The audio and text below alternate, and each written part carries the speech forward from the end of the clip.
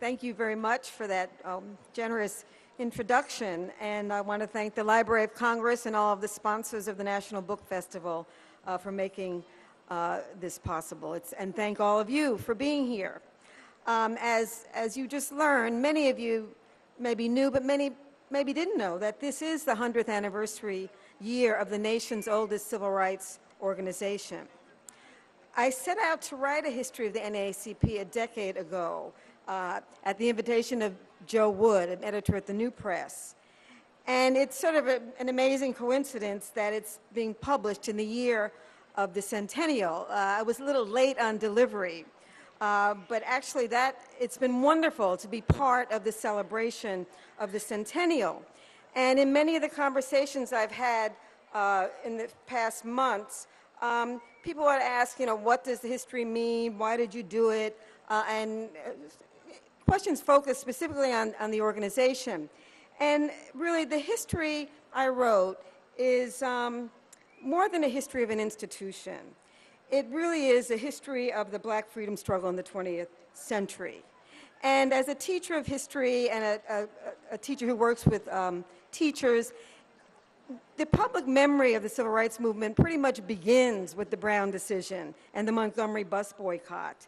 And there's really no public memory of those intervening years between the founding of the NAACP in 1909 and the 1950s. But 2 generations prior to 1954 laid the groundwork that made the gains of the 60s possible and really shaped the process of racial change in our country for the past century.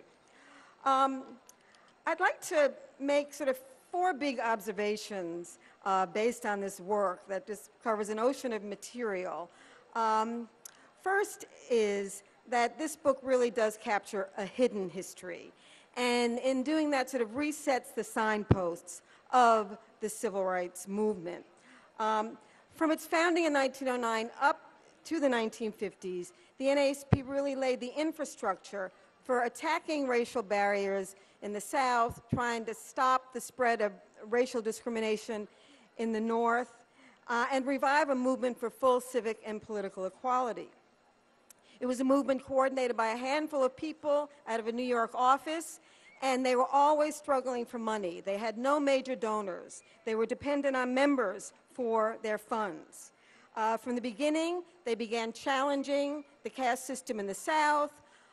They were founded in a response to a race riot in Springfield, Illinois, so they were concerned about racial practices spreading north from the South.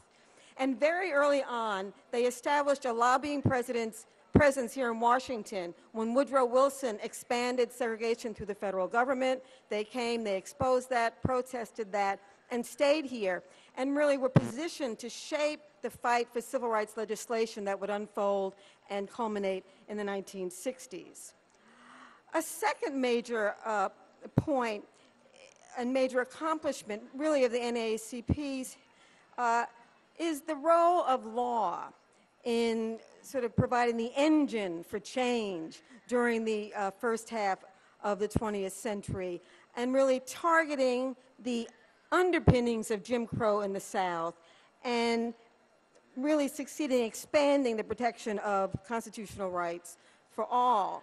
And that whole project really developed right here at Howard University and centered around a man, Charles Houston, who some of you may know, but too many people don't know Charles Houston. He is a pivotal figure in American history, not just civil rights history.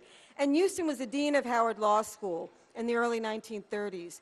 And he believed, African Americans pretty much couldn't vote in the South. That's where most of them lived.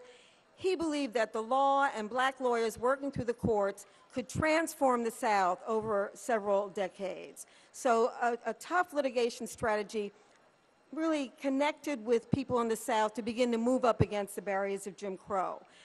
Over at Howard, he trained a generation of law students in the early 30s, including Thurgood Marshall. And in 1934, he became special counsel of the NAACP, and he sort of implemented this vision.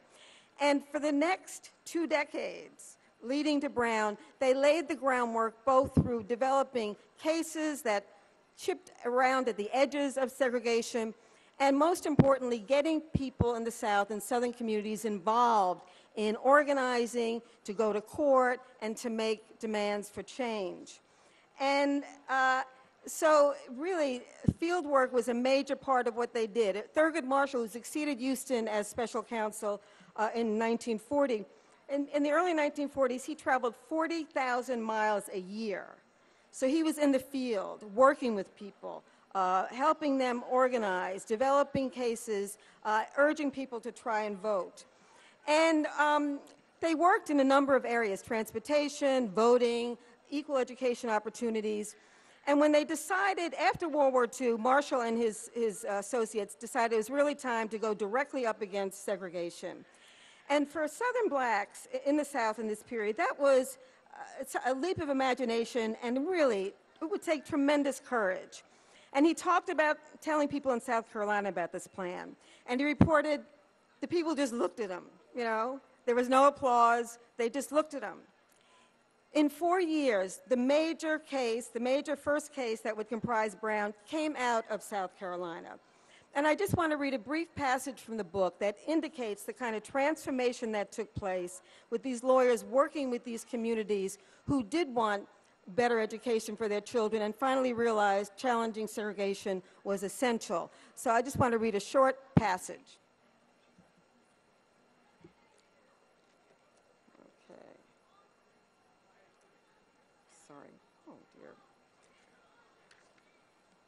Before dawn, on the morning of May 28, 1851, the first day of the trial, Eliza Briggs met her neighbors at St. Mark's Church in Somerton and joined a caravan of cars headed for Charleston. Black men and women began lining up outside the courthouse at sunrise and continued coming all morning. By the time the lawyers arrived, the line stretched from the second-story courtroom down the hallway, through the lobby, down the front steps, and along the sidewalk.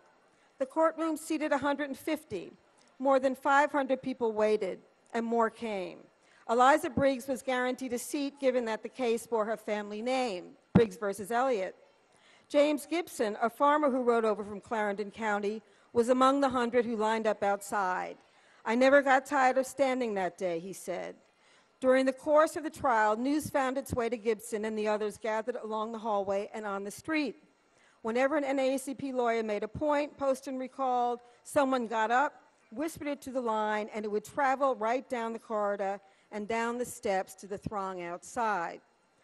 A month after that case, Thurgood Marshall reflected on that scene, and he said,